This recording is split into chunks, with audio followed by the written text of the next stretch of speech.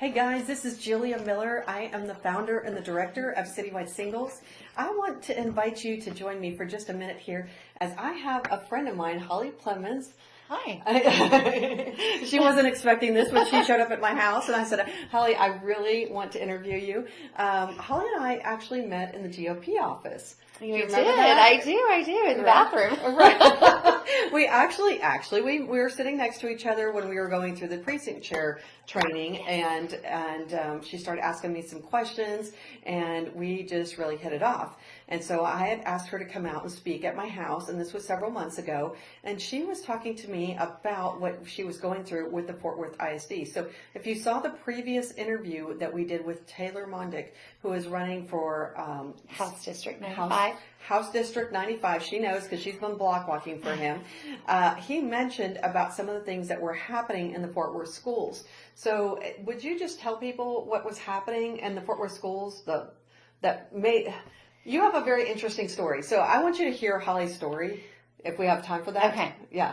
I got started back when in politics. I was not a political person, and I got started in the race for mayor and for city council.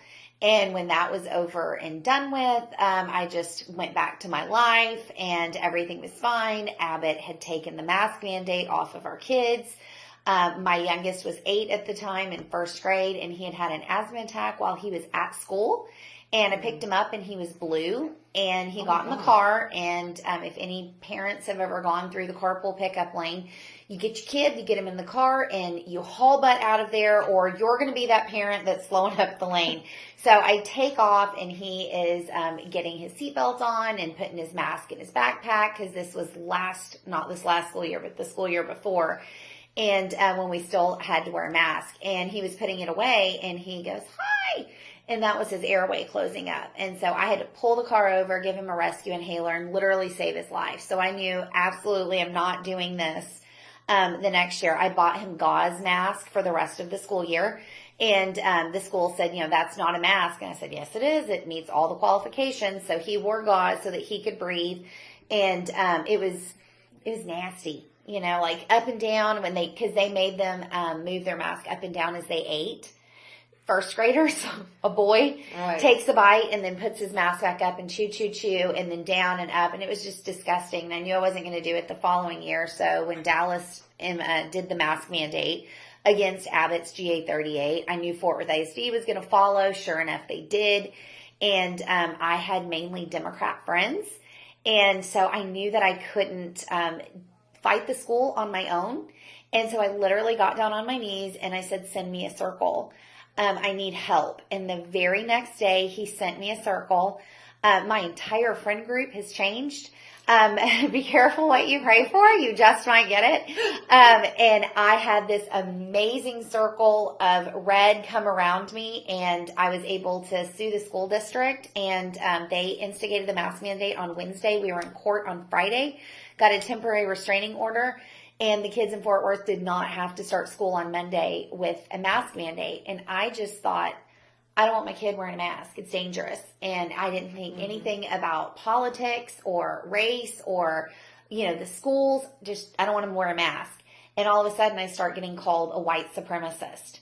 Oh, wow. Over a mask mandate. And I was like, that has nothing to do with it. I don't understand this. Well, then I started getting more and more into it.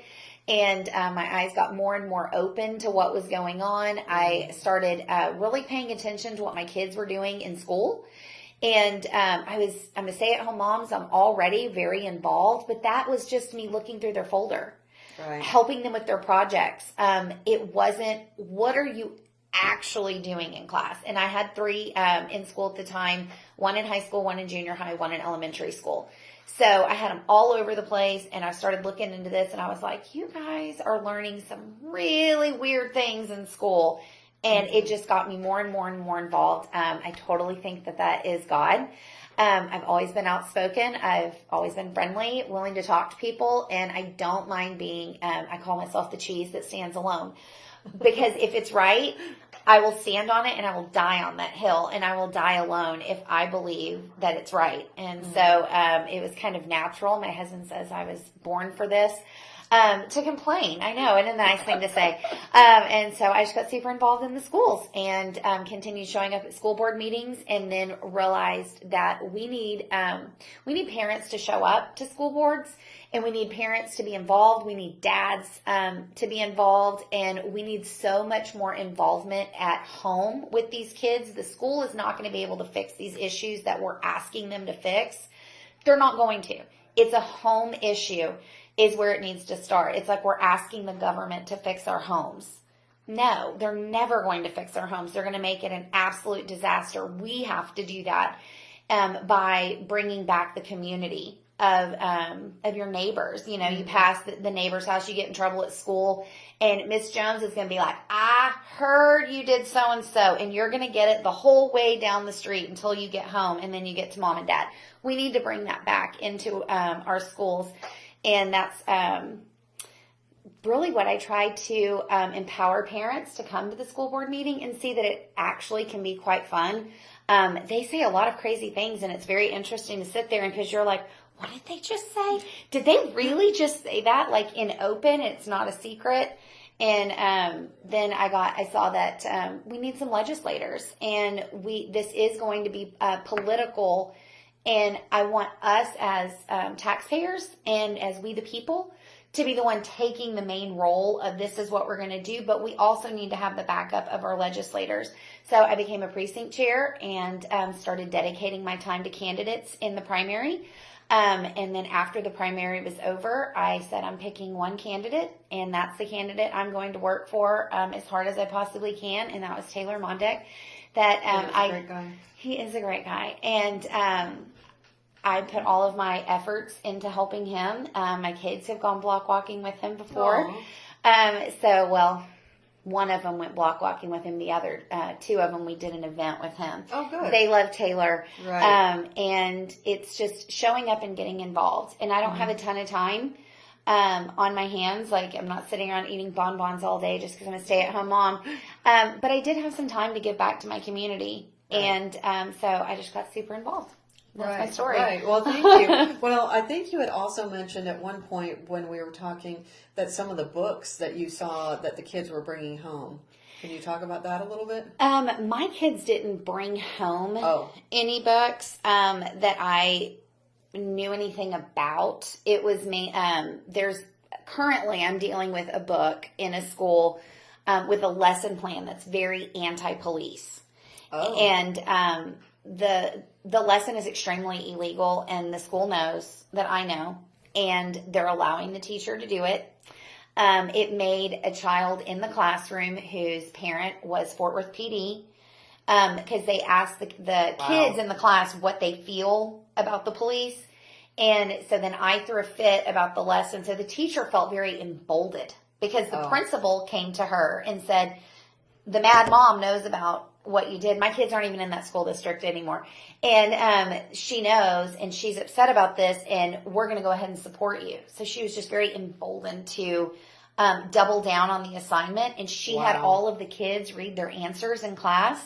So some of the kids were anti-police and some of them were pro-police. And that child had to sit in that classroom and listen to people run down their parents' profession where they're putting their life on the line every single day. Are there bad police officers? Absolutely. Are there bad teachers? Right. You know, I can say it right back to the teacher, like, or all, and I think she is a bad teacher, to do things like that. And they're still pushing it. Right. My oldest was in a government class where they put googly eyes on the Republican presidents in class, but not the Democrats. And I said no. I did get those removed, but it was a mess. And I thought there were some pornographic books that were. Oh, I have that. Yes. So my kids didn't get that. Okay. I heard that there was a book called Genderqueer, and so I just went online to the Fort Worth ISD library, found out where the book was, drove to that school, and said I want to check it out. It was a little bit difficult to get the book, but I got the book, bless her heart. It was the librarian's first day of work, and she let me take the book. And after Abbott, on December 1st, he made a law about pornographic books being in front of children, and that book And so Abbott's Law, people were very excited about Abbott's Law. It really takes care of less than 5 books because they have to have the photographs, not just the absolutely horrific words that you would not want your child reading. It actually has to have the picture. And so it's not that great of a law from Abbott because he said pornographic instead of obscenities. But that book is pornographic. So I went and got it the very next day after Abbott's Law had taken effect. The librarian emailed me and told me that they have a line of kids waiting for that book and for me to please bring it back. Fast forward to the last week of school, I got a call from the library that said, you have to return this book. And I said, over my dead body. And they said, well, then we're going to charge you. And I said, you can email me, you can mail me, you can do whatever you want. I'm not paying you a dime. And I don't make me take this to the sheriff. Like, I'm keeping the book. You're not getting it back. And I actually don't think our sheriff. You see why I love Hollie? Well, it was a great conversation with her, and she was a very nice librarian. And at one point, she whispered, and she goes, "I'm a Christian," like because she didn't want people around her to hear. She was like, "I'm on your side." And I'm like, well, then if you're on my side, then quit aggravating me about these books. And what are you doing as a librarian? She goes, well, we don't have any of those books there. And I said, I would beg to differ. And if you'd like to meet with me, I can tell you every single book in your library that I have a problem with. And she was very nice. She did not take me up on meeting. But I still have the book. I have a stack this high of books that I pulled out of the library, and I'm just not going to take them back. Amen. And Amen. I think action. I think it's great to fight against the books, like Right. how you go into school board meetings. That's all great, but those are small issues. Right. When we're looking at education of what's the likelihood that your kid's going to go get that book. For me, I had 2 in high school at the time. Right. Do you know what they didn't know where it was? The library. They Right. didn't go. Right. They're teenage boys that were in football. They weren't going to the library. Right. My youngest did go to the library with his class. They had 2 books in there that I had a problem with. So I sat down with the principal and I said, for real, like, are we going to do something about this? And she was like, absolutely. I agree with you. And so those books were removed. So I made the library safe for my kids. I knew my older boys weren't going. My younger one pulled them out. It's best if you want to go after the books, call your head of libraries. Ask for a private sit down. There's a process to fill out a form for a book review. There's all these things you can do, but the best thing that you can do is ask your principal, your librarian, or then your head of libraries to have a sit down with you and point out, like, have your page numbers ready to go and open it up and be like, really? Like, this is not appropriate. And like gay sexual situations, is that what it was? no, with genderqueer, it's a female that says she's a male and she gets a fake one and puts it on, and another person is performing an act on that apparatus. What's it called? I don't know. I'm trying to be very nice around it. And I'm sorry, I don't mean to be graphic, and Hollie's being very careful, and I appreciate that. And the reason why I'm bringing this up is because I didn't know these things. I was just living my life, working my 60 hours a week, whatever it was, and my mom called me one day. This was back when my mom was still alive, and she knew that I vote over here because I always use their address. And she said, you are going to come vote. And she was talking about the primaries. Now, I was only used to voting during a presidential election. I thought, okay, it's a presidential. I didn't know. I just didn't know. You don't know what you don't know. And she was like, there's a vote coming up. I'm like, oh, okay. And she's like, you are going to come vote. I was like, well, it's not a president. I'm not voting for a president. She's like, no, let me read to you what is on this ballot. And I was like, okay. My mom's usually a pretty nice person. And she starts, and this was around the time that the whole thing about the bathroom issue, where men or boys were allowed to go into women's bathrooms and stuff like that. Okay, that was a couple of years ago. But I was like, what? We're having a vote on this? And she's like, oh yeah, it gets better. And she starts going down the line. She's like, so I expect you to be over here and to vote. And I was like, all right, I will be there. And I took off of work and I came over here to North Richland Hills because I was living in Las Colinas at the time, and I voted. That's so important. More people are not getting out for our primaries. So all the people that are upset right now and saying, well, Abbott's horrible. I agree. And I do. We're good at making friends. And they're not happy with their choice in Abbott. Well, you had your choice in March. Right. With our primary to Right. get a different person in there. But everybody was like, well, I don't know the names. I know Abbott. I'm going to select that one. And I know Patrick and I know Paxton, even though I like my Paxi Poo. I'm not mad at him. So, I love Paxton. I voted for Paxton. I love Paxton. I do. love Paxton. Right. Well, we won't go there. We won't go But there. Keep going. getting out in the primary is when you have your opportunity to make something different. So right now, I'm going to not eat before I go vote, and I'm going to select Abbott because Beto's worse. But I'm tired of voting the lesser of two evils. That's tired exactly of it. what's happening. I'm tired That's of exactly it. What's And happening. so many people are tired of it. And when we look at the percentages of registered voters in Tarrant County, we have over 1 million. Less than 9% showed up for our primary. Wow, less than 9%. And we had a vote for a $2 billion bond in Fort Worth ISD. We didn't even get 10% of voters out for Wow. that. We had another giant bond for the city, and we Now, never when- break when- 10%. When you're talking about a bond, you're talking about them getting money to go to the city, which is going to essentially cost us money in tax dollars. Yes. Every Exactly. single time that you vote for a bond, I don't care what the school or the city says, it is going to raise your taxes. It has to raise your taxes. They have to get the money from somewhere. They have to get it from somewhere, and they're going to tell you that it's not going to raise your tax rate. Right. Very important. They're saying rate.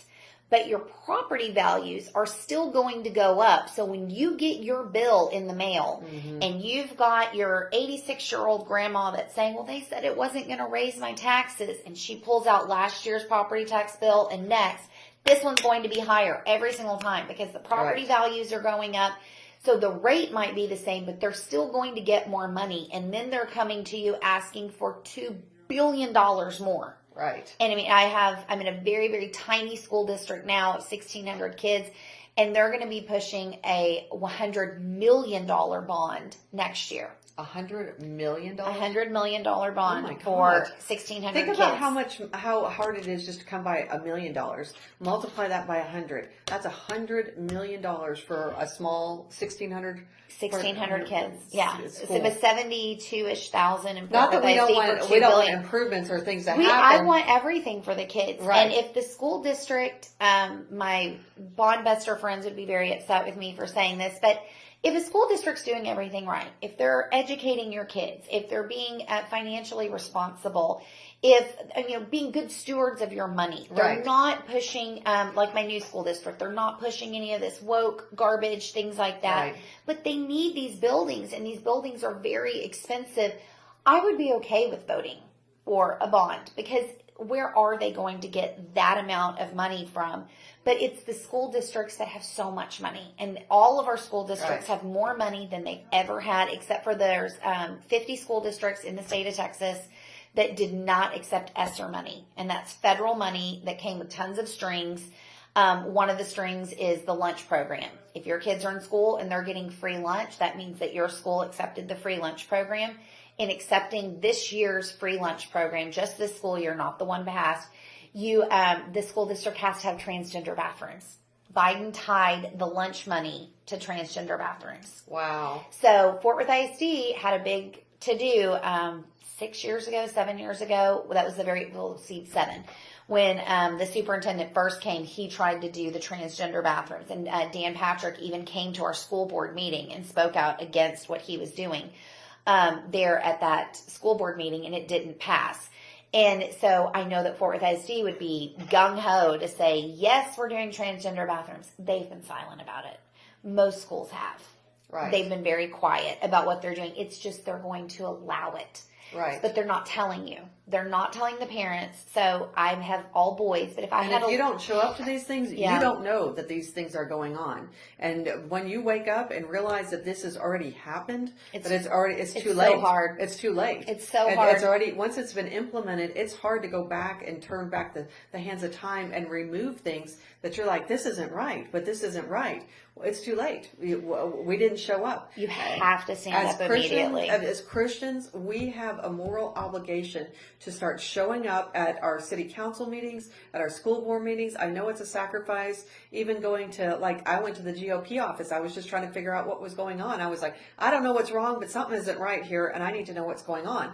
So I showed up for a meeting. I didn't realize that was the thing for becoming a delegate. I became a delegate. Next thing you know, we're at state convention. I know. Yeah, voting on things, right? And we're both there. And You can get involved. right. When people And say, it's very "Oh, it's easy. so hard to get involved," no, it is not. And you meet some really interesting people. Like, we wouldn't be friends had we not met that way. It's all my friends. Right. And you know why I love them so much? You know what they want to talk about? Same thing I do. Right. Well, because we're passionate about, Right. about seeing justice. I mean, we serve a God of justice and of righteousness. And guess what? God put us as his conduits to have authority and to speak righteousness into the atmosphere. God is a spiritual being. He's not going to come down in a physical form and start voting or changing things in our elections. He works through us. We have the Spirit of God living in and through us, and it's our responsibility to show up where he tells us to show up, to speak out and to speak for righteousness and say, wait a minute. Because I guarantee you, the way these things have slipped through the cracks and gotten into our schools, gotten into our cities, gotten into our city councils, being implemented in every arena that we are seeing, it's because we as Christians didn't show up. We were like, oh no, I think that we're not supposed to get involved in politics. We weren't doing our duty as constituents. Exactly. Every single one of us has it's our job. It's our duty responsibility. that we should hold these elected officials accountable. Absolutely. So, could Abbott have gotten away with so much if he was constantly getting hammered with emails and phone calls and protests and people showing up? No, he wouldn't. Right. And you're 100% correct. As soon as it's there, getting it removed is so difficult because there's so many strings tied to each one of these horrific programs that they're going to put into your school or into your city. Right. And then there's so many people and favors. So you've got your elected official that took money from so-and-so who was selling this, and now they have favors, and for them to kick it out, they're going to lose favors from this person, and that person gives really great tickets to the Dallas Cowboys, and they don't want to give that up. And so you're trying to yank something away from them, and I just picture like social emotional learning, like a package. And it has all these suckers all over it. And I'm trying to yank it, and they're just pulling it back because there's so much money tied to it.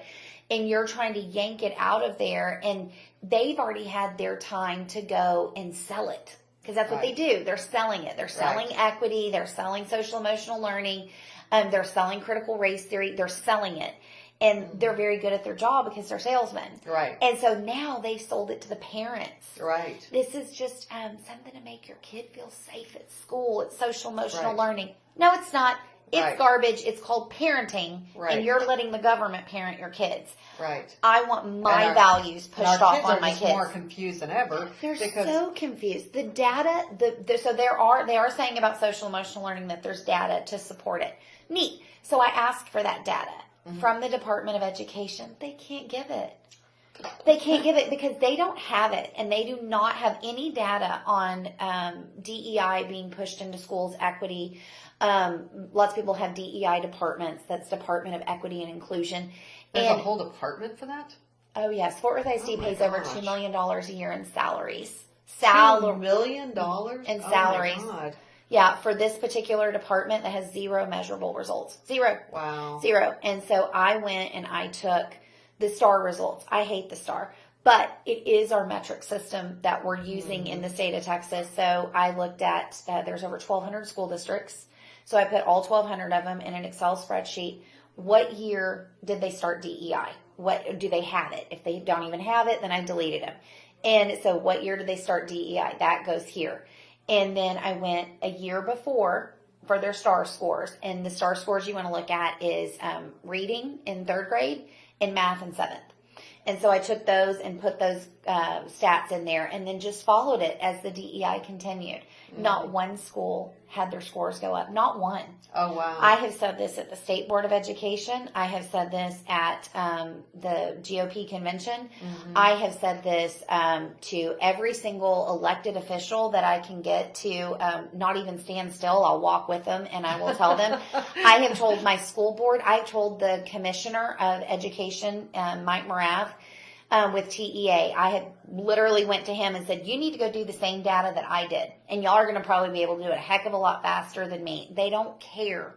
They don't care what's best for kids. They care about money and they care about changing all of our children into Democrat voters. But there's not one school in the state of Texas has improved with equity, and it's everywhere. It's going to cost people getting a job.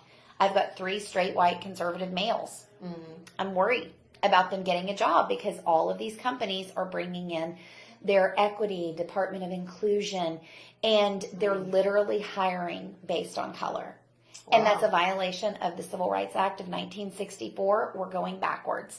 But now there's a different color that is the public enemy, and it's white, and it's straight white conservative males.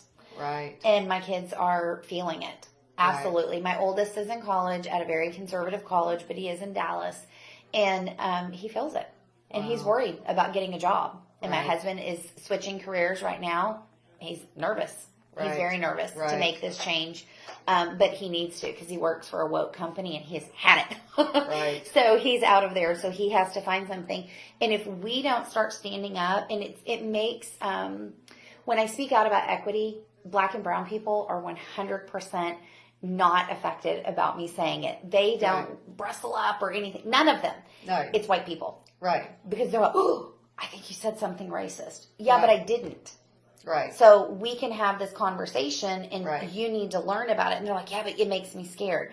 We need to quit being scared. We've been intimidated into being silenced. Yeah. And it's been happening. The move has been going on for a long time to try to silence the Christian voice. And we have seen it for years and years, but now we're at a precipice. Yes. We're at a precipice. I mean, this is our tipping point. We do something now or forget it. Right. It's over. Right. And I don't think people understand what's on the other side of that. They don't. And there's a great movie called Whose Children Are They? And it does push school choice in the end of the movie, and I'm completely against school choice. That's another conversation. But the first part of the movie is great. Right. And it has a part in it where this Asian woman is, I guess she would be Chinese. Yeah, because Mao. And she sang a little song when she was in school to Mao. And she sings it, and they play a recording of it, and you can see the kids around the piano, and they're singing this song. And it's basically, she describes it as saying that Mao is your father now. And they're singing this little song. So I sued the school district. He went to school on Monday. He didn't have to wear a mask. Comes home, gets in the car. He didn't have to wear a mask, but they had to sing the pro-mask song in music class. Oh, wow. And so so I take that experience with my child and I look at that movie of what happened and how she said how all of it came in so quickly in China. And what we are experiencing in our schools right now, our schools are gearing our children up for a social credit system. Right. Just like China. Yep. Communism. Just like China. Communism. And it's through the surveys. Is how they're developing that social credit system on your kids. So your kid in 3rd grade said something that you've got guns in the home. What business is it of the school? And why are they asking your child to dime the family out? It goes right back to Nazi Germany. Right. It was the children at school were dining out their parents who were hiding Jews. They're doing the same thing with these surveys. It's just instead of them asking, now they're creating a digital record that is tied to your child's school ID number, which is tied to their birthday, their name, their social security number, and it's going to follow them. And it's called blockchain.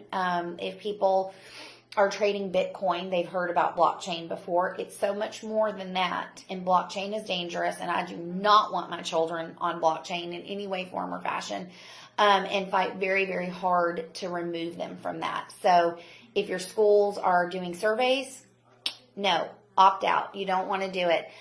They changed the word of them. There's one called Rhythm. Now they're calling it a daily check-in. It's a daily psychological evaluation. It's not a survey. It truly is a daily psychological Is that why evaluation. there's so many people that are getting visits from CPS? Okay, Yeah. so I had heard some kind of statistic recently of how many people are getting these visits from CPS, and then only maybe 5% of them were a dangerous situation. Right. So I've got teenage boys, and if you've ever raised a teenage boy, what's the one thing they always are? Hungry. Always. They wake up, they eat breakfast, 2 minutes later, they're hungry. They're always hungry. They're bottomless pits. One of the questions in the Rhythm survey is, how do you feel today? And one of the answers is hungry. So kids are selecting hungry, and CPS is showing up, I want to see your pantry. Well, one school district was asking the kids and having them do their rhythm time right before lunch. So guess what the kids were? Hungry. Was right before lunch. Didn't matter. CPS shows up. CPS is harvesting kids. Sure. Are there some CPS agents out there that are good people and kids that don't need to be with their parents? Absolutely. But the amount of children that we have lost, we don't know where they are. That they're being taken from their homes. Yes. So Right. you have a child. I come in. I'm CPS. I take your kid. And then you're like, you've lost custody of your kid. But we don't know where your kid is either. They have no idea. So kids are Florida's losing kids. Texas kids are getting is losing. lost in the system. Literally, nobody knows what happened to this child. And so if you think that's better than being in a home, are there some absolutely horrific homes? Absolutely. But they're harvesting these kids, and they're going after specific kids. Black children are harvested more than white children are because when you their say family harvested, what does that mean? They harvest these kids. I'm going to say they harvest You them. mean like sex trafficking? No, they're cultivating them to take them. So these surveys, they're cultivating them so that they can go in and take them. Bogus reports to go in and just to take these kids from their home and cause disruption. And they do target lower income families because they don't have the means to fight back. CPS shows up at my door and says, we have to come in. No. Shutting the door. Absolutely not. Right. But they are threatening these families. You have to. Right. If you don't do this, you have to let us in. CPS can show up at your school over these survey questions and interview your kids, and the school does not have to tell you. Oh, wow. They don't have to call you. They just absolutely give those kids over to that government official. Oh, wow. And they can't say anything to you. Wow. So when you send your kids to school, you are giving up a ton of rights, and you are trusting your school. Develop a relationship with your teachers, with your principals. Not that they're going to still call because they legally can't. Wow. But you need to have those relationships with the school. That's why it was very difficult for me last year because a lot of the teachers, they wanted the kids wearing masks, so they were not happy with me. Right. And if something had come about, I mean, they knew better than to come after me and my kids because ridiculous. Right. But there's other families that don't have the means and they wouldn't know what to do. Right. And so they would just, whatever you say, let them in your house, let them Right. do whatever. And there's so much money Right. attached to that child. So Right. you think, oh no, it's another, child on the taxpayer's shoulders. The government entities are like, yay, it's another child, because they have to take that money from you to, now we need more positions. They're creating more jobs by taking your children and breaking up the American family. Wow. And it's super scary. Wow. Rhythm is very dangerous. Rhythm, Panorama, those are the two that I have personally been fighting. I've gotten Right. Panorama out of Fort Worth ISD. Rhythm, they're still going to do it for the rest of this school year, but they're ending the contract, and not because they saw the light. It was that if they pulled the contract, I can't sue them. See? You see, she's a smart cookie. Well, Thank I you. was nothing before. I was literally just a you stay-at-home weren't. mom. No, I wasn't. I didn't know anything. So I try to tell people I'm nothing. I'm a nobody. I'm just a mom that cares about my kids and had a little bit of time and a big fat mouth. And I like to read things. Actually, when I first asked her to come and speak, I said, "How would you like me to introduce you?" And she said, "You can introduce me as one pissed off mom." So my email address is pissedoffmama3. It So really if you is. want to email her, Yeah, it really is. And I had people say, "Ew, I really don't like that you use the word pissed off." I'm sorry. That is exactly what I am. Whenever you have children and you see the government coming for your kids, what else are you? Right. Right. I'm beyond mad. Well, I like what you kept saying. She kept saying, "But these are my children. These are my children." I say that all the time. I say that all the time in board meetings. These are not your children, because they have forgotten that they are not the parents. So many parents in our larger school systems, that our urban school districts, they believe that those parents are not doing their job at home. Mm-hmm. Some of them aren't. Mm-hmm. But they feel they need to come in and parent that kid. Mm-hmm. And like a lot of teachers that say, these are my kids. Well, I was a preschool teacher and I said that about my children, but I knew those were not mine. There are some teachers, the ones that are pushing the LGBTQ, LMNOP agenda of, your mom doesn't support you, and it's a meme. I'm your mom now. Right. And they're saying that to these kids, that I'm your safe place to come to. Right. You're having, a sexual problem with your boyfriend, come to me. No, absolutely not. They should not be doing that. Right. They shouldn't be having sex at that point. And they're pushing the parent out of the equation. And our children right now can say, I'm a girl, and my parents call me Abigail, but I want you to call me Adam. And the school does it, and they do not have to tell the parents. Right. They play this little game, and don't forget, it's open house. Mom's going to be here tonight. You got to call me Abigail. And they do it. And everybody's in on this story. Right. Except for the parent. And so my son had this happen in his freshman class last year.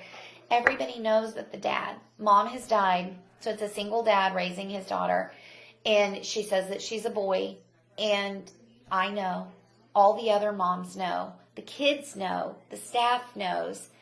How embarrassing. Right. And they're doing that to him. And if I knew the dad, I probably would have gone up and said something to him about it. But I didn't, because I get asked that a lot. Well, why don't you just go tell him? I don't know him. But everybody knows except for you. That's such a betrayal from your school, and you're dropping your most precious possessions off. Right. And all they need to do is teach him to read, write, math, science. Right. Let him play some football or cheerleading or be in the play. Do that. Leave the kids. They should educate them. Yeah. Leave the children alone, but they're not, and they don't. Our children are no longer sacred to the government anymore. Right. So we need to flip that back around and remind them. Right. These are our children. I'm not going away. I am their parent. I do have a voice, and you will do what I say with my child. Right. And if the school doesn't like you, great. Right. So be it. You're not there for the school to like you. God gave you those children to be their protector. Right. And I take that very seriously, that he didn't just give me one, he gave me 3. Right. I got so lucky. I have 3. I have 3 boys, and I so wanted a little girl, and he knew exactly what he was doing giving me 3 boys, because I love my boys so much, and they're so easy. I loved moving my oldest into college, seeing all the girls with all their thousands and thousands of dollars for stuff. And I'm like, what are you taking? And he's like, 2 flags and a towel. And I was like, sweet. And so moving him in was so easy. And I was like, God knew what he was doing the whole time. I need to be a boy mom. And I even though I have one in college, he's still mine to protect until the day I die. And right now I'm trying to protect his future. Right. For him to have a job. Right. Right. And so that's what I do. Right. Yeah. Thank you so much. I really appreciate it. Did you guys enjoy Hollie? Hollie, how can they contact you? Is that an email or? Well, don't email me, because I'm a really bad emailer, even though I do have a cute email address. You can look me up on Facebook. I'm Hollie Plemons, Hollie, P in front of Lemons, Plemons. And you'll see my picture there, and you can follow me or you can friend me. I post everything about politics in school. I post it publicly. If it's about my family, I post it privately, and that's about it. Right. But I'm very, very vocal. I kind of changed my whole Facebook. I'm sure my friends from about 1.5 years ago are like, what happened to her? Because I've never really said, but it was like they came for my kids. Right. And I saw it, and the hardest part for us parents that do speak up is that we've seen it, And it sounds so far out there, and they're not developing a social credit system, and CPS is not coming, and they're not teaching the 42 genders in class, and you are a wackadoo. But I've seen it. Right. And you've lived it. Right. Quit gaslighting these parents that have taken the time to look into it. At least respect them enough to say, show me what you got. Right. I've offered every single time I get up and speak. Anybody want to say that I'm lying? I carry around a bag of stuff with me. What do you want to look at? I've got it on my phone. Do you want to see a book? Do you want to see an assignment? What do you want to see? Well, what's going to be the trigger? Do you know how many times people have asked me, let me see what you got? Zero. But people do ask me for your contact information. Oh, They're they like, do? yeah. What was that movie she talked about? You had talked about a couple different movies one time. Yeah. What is it? Oh, Killing Ed, probably. I don't remember that. That was about the Harmony School. I talked about that one last time I was here. Okay. There's several good movies out here to kind of figure out what's going on. Whose children are they was my favorite. Okay. I think that was the one they were asking. It was the one. It was Mind Polluters. I did an event to help promote Mind Polluters. It's watch Whose Children Are They. Right. That one really lets you see what they're doing, and when you can also read like the steps to Marxism. Okay. And I hadn't seen that when I saw the movie, and so they're scrolling through them and they're highlighting some of them, and I'm like, check. That they've already done it. Right. And we're already there. Right. And we, the people, is who is going to change it. The government is, they have convinced people that they have all the power. We have all the power, and we always have. Right. We just forgot how to use it, but we're seeing it in, my school did get rid of Panorama, not because they're good and they listened to me, but I complained about it enough. Right. I got enough parents saying, you're like the yuck. I'm going to opt my kid out. And Right. for rhythm, I was very squeaky about that one. And Fort Worth ISD has over 150 schools. So there's a lot of individual schools. I don't have parents at every single school. I wish I did. But I did get 2 whole schools to get over 50% of the parents opted their children out of rhythm. Wow. And so those schools had to say, we can't do this. And so it just, it started crumbling. So one person can make a difference. I've got a great team in Fort Worth that helps me, and we go to school board meetings together, but I have been super squeaky about rhythm because it just pisses me off. And I think it's just a violation of your parental rights to be asking these children these questions, and they start it in 1st grade. Right. Wow. And it's just, it's too much. Parents, and there's so many working parents. How can I get involved? What can I do? Right. 1 meeting a month. Right. 1 board meeting a month. You can show up for 1 board meeting a month. If you have to get a babysitter, great. If not, bring them. There's a lot of people who say, I don't think you should bring a child. Bring them. Right. Absolutely. Right. Let them see what it looks like. My youngest has seen me do so many things. He can carry on a pretty good, he's 9. He can carry on a pretty good political conversation with you. Right. Because he's heard me. Right. And they have a better understanding of what's going on. But they also need to know, this is normal. Right. My mom is speaking. These people are having to listen. They're being quiet, of being involved. Our grandparents, our great-grandparents, they were very involved in their local politics, and we're not. Right. And then that wasn't passed on to our generation. I really feel like it's the churches that have convinced people that we shouldn't have a voice. There's a movie that I just watched last night called The Enemy Within the Church.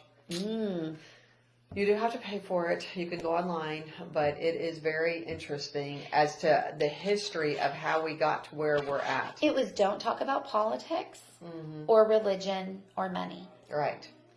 Don't talk about that because that's taboo and that makes you not have friends. Well, I will agree. Right. Makes you not have friends. But it will give you a whole nother set of friends that do want to talk about it. And it's not taboo. It is our life. It's our country. And we need to speak about it. And we need to teach our kids. I wasn't brought up with speaking about politics around the dinner table. I didn't do it with my kids. Right. And literally, thank God for the mask mandate.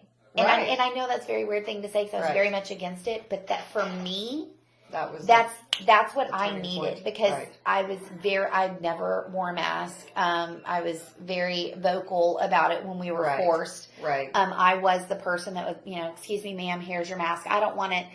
You have to. No, I don't. Well, why don't you? Because I'm an American. And would keep walking, and my husband would be like, oh my gosh, I can't believe you just did that. And I'm like, we'll be fine. The pedicure place, they would put me at the back. They'd be like, mask. I was like, no thanks. Yeah, And, just no thanks with the And mask. yeah. Like the mask Right. thing it is what I needed because that was the thing that just really got me. And was there so much other stuff in the government going on? And I'm not saying the mask was the most important thing. It was just I needed something to kick me. Right. Like, that was the one Right. that got me Right. because I didn't like wearing it, and Right. I actually broke down because I would see babies in infant carriers with a little pacifier, and their pacifier was under their mask, and you could see it go boop, boop. And it was like holding their pacifier in their face. Right. And I couldn't see it. Right. And I literally quit going to the grocery store for a Right. while because Right. I could not handle seeing this. And then my child saw another child at a store and went up to him and was like, hey, how are you? And the kid was like, Right. and ran back to his parent because my child wasn't wearing a mask. And they were like terrified. And I was like, what are we doing? Right. I'm Right. not doing this next year. Like, Right. I can't believe that people are still doing this. This was in the summer. And then it came out, no, it's going to happen. And I was like, absolutely not. I've never sued anybody. I've never gotten involved in Right. anything. That's what my husband kept saying. What are you doing? How are you going to pay for this? How can you sue $1 billion a year business? Because it is. It's $1 billion a year business. How can you do that? And I was like, I'll figure it out. And I did. And I won the lawsuit just to wrap that up. Right, right. I settled. Right. Instead of going through court, because it was what was best to the taxpayers. And so I settled it. And they cannot force a mask mandate this year in Fort Worth ISD. They have restrictions on them.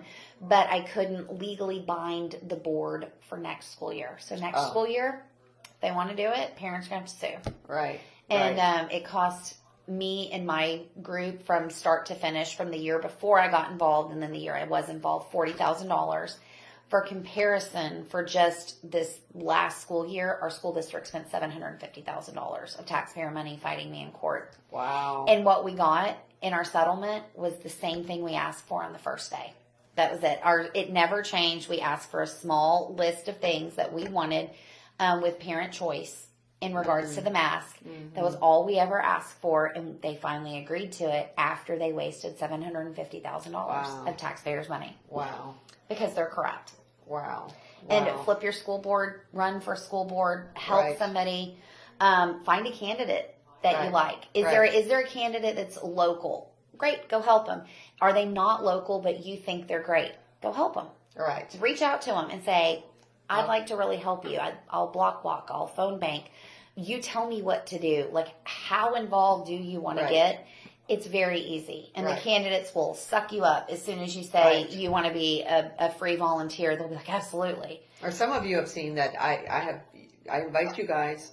It's on up at the top of the page. I have candidates here in my house almost every single Sunday. If it's not a candidate, it's somebody else who would educate us about an up and coming issue. Last week we had a gentleman who was talking about Nasara Jasara. If you don't know what that is, you might want to look it up. It's great. But we have things going on all the time. And so, you can do something like I do, which is bringing friends together in my home and discussing these issues so that you can see how you can make a difference in your community as well. We're going to let you guys go because we wanted to keep this video short. But I talk too much. No, we both. No, and you have such a wealth of information, and I really appreciate you being here. I was excited that Hollie stepped back into the house here. She did speak here a couple of months ago. That was before we were doing the videos. I love your group. I mean, I love what you've done because you're just one person saying, I can do something. Right. And this is what you're doing. And it's helping and you're educating people and you're bringing a wide variety of speakers to come because it's going to be that one thing that's going to get you. Maybe school board doesn't get you excited. Maybe it's taxes.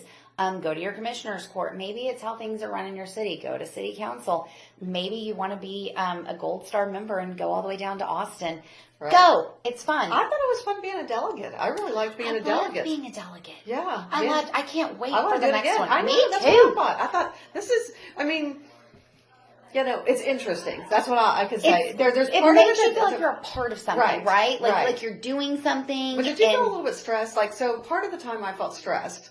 And I don't know if that was just because I wish I had known more. Okay. I didn't really understand the what whole I was process. going to do there. Oh, okay. Like what we had the ability to do. Right. So it was more of a learning year for me. It was for me too. And I was with people that had been before, but you could tell by the people going up to the microphone that there was a whole bunch of people that had never been there before and didn't know what to do because they would tell them, oh, okay, wait a minute, about the rules. Yes. And okay, no, you got to do this way. And I felt so much better because I was like thinking, okay, well, how would I know if you didn't have a chance to learn? So and how can you read over the whole platform? We got 30 minutes. Did you stay to vote for the platform? We got 30 minutes to read that giant book. Right, which is 257 things. So it was fun too. I made, different connections within my area. And so we would all sit and Hollie, you go to the education stuff and we trust you and you answer those. And then you go to this one and you trust that. And so that we could just be That was a good idea. So, So I don't think they know necessarily what we were talking about. But voting on the Republican Party platform. Yeah, we were voting about the important issues on the platform. There was 257 things. Some of it I was having a hard time understanding. Yeah. And so I had Wendy, who you're going to see here in a second, who does some of our interviews. She sat there reading them to me as I bubbled in the things because Wendy wasn't a delegate. Yes, she told me that. Right. But it was such a fun time to connect. Right. And it's also like people that do have social media and they want to use their social media. I have a great following on Facebook for being, most people that post political stuff, you get like 1 or 2 likes and your friends are like, no. Well, you also get shadow banned. Yes, but I have gone and scooped up you and everybody that's out there. And then you go to Houston and you make all these social media friends that they help you. My husband likes to post about politics and he's like, even you don't like my stuff. And I'm like, I didn't see you. But so he doesn't have that support and I do. And it's going to these events and you start making connections. Are you willing to give up your beach pictures and using your social media for an album? Right. And you want to use it as a voice. And how I got started of thinking, I think the Republican Party might be the party that I belong to. So I didn't really know. It was a friend posting on Facebook. Right. So don't underestimate the power of social media. And then, you make your first post and it sits out there and you're like, give me a like, give me a like, give me a like. Somebody don't yell at me. Go to these events and start making friends. Right. And then they will come in and support you. Right. And as you get better in politics, and most of the time for me, I like to post something and let's throw in a line out and be like, who wants to fight? I want to argue with somebody because I like the arguments because I'm probably not going to change the person I'm arguing with. I'm not going to change their mind. But that thread of breaking it down, other people are going to read it. Right. And you're going to start changing some minds. So I really enjoy doing that. And I like trying to educate people because I found out something. Right. I know this. And so now I want you to know this. And you can go the long way or you can take my cliff notes. Right. Most people want to go the long way. Well, it just put us in a whole different circle of people, of friendships that we wouldn't have had otherwise. And, I'm just grateful that you and I sat next to each other at the GOP. I know. It's God. It was just a small room of people. And the funny thing is there was a girl at the back of the room that we had actually been greeters at one of the voting polls. I think so. She's my friend. Okay. Oh, no. The Amy's not from South Lake. But she sat in the back. And she's literally one of my best girlfriends, but I sat next to you because, we sit with other people to make connections, and that was a God thing. Right. And absolutely. God has been pushing me and steering me towards the white people this entire time and opening up my friend list. Right. And changing it. And I kind of thought oh gosh, I've had some of them since high school and I've been friends with them for 10, for 20 years. Right. They don't have the same path. Right.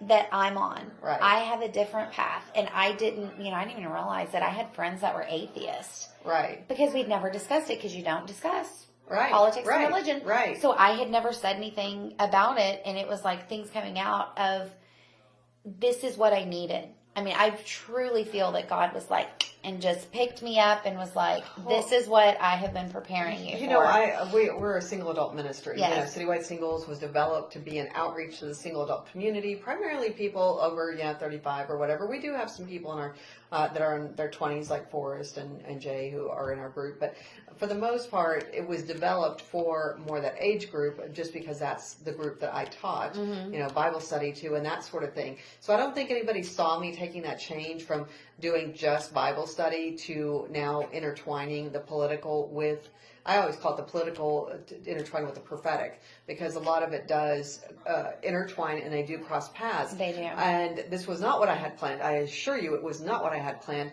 But the upside of it is I was like, you know what, guys, we've all known each other for a long time. And you guys are always saying, well, I don't get to meet new people. Well, guess what? You're going to get to meet new people now. This is going to open a whole new arena, and you know that they are conservative. Where we're going is we're all sharing our conservative values. Yes. And a lot of times when you're sharing your conservative values, that's primarily, the middle, I don't know what you want to call it, the Christian. The conservative Christian.